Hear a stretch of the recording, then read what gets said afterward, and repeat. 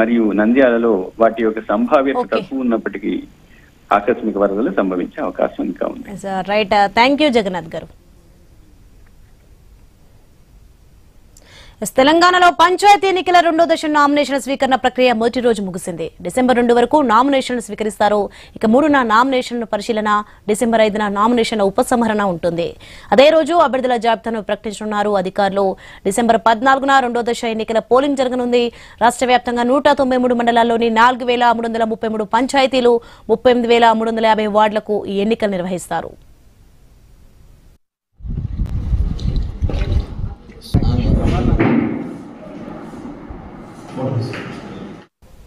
ఉమ్మడి మహబూబ్ నగర్ జిల్లాలో రెండో విడత సర్పంచ్ ఎన్నికల నామినేషన్ ప్రక్రియ కొనసాగింది. నగర కర్నూలు జిల్లాలో సర్పంచ్ అభ్యర్థులు తమ నామినేషన్ పత్రాలను ఎన్నికల అధికారులకు సమర్పించారు.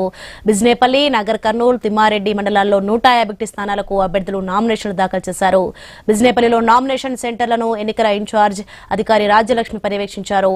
ఎలాంటి అవాంఛనీయ ఘటనలు జరగకుండా నామినేషన్ సెంటర్ వద్ద పోలీసులు 144 సెక్షన్ అమలు చేశారు.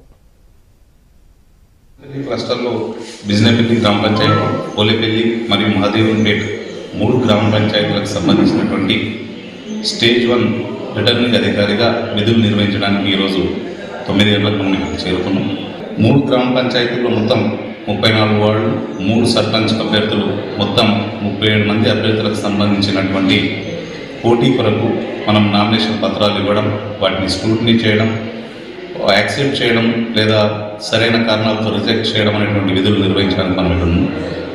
ఇక్కడికి వచ్చిన వెంటనే దాదాపుగా ఇక్కడ ఉన్నటువంటి గ్రామ పంచాయతీ సిబ్బంది ఏర్పాట్లు బాగా చేశారు. కావలసినటువంటి టేబుల్స్, సదుపాయాలన్నీ ఇక్కడ చాలా బాగా ఏర్పాటు చేయడం జరిగింది.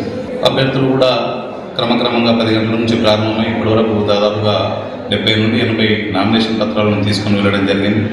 ఒక 2 నామినేషన్ పత్రాలు కూడా మనకు ఇప్పుడు ఈ టైంకు 2 గంటల వరకు ఇవ్వడం జరిగింది. బిజినపల్లి క్లస్టర్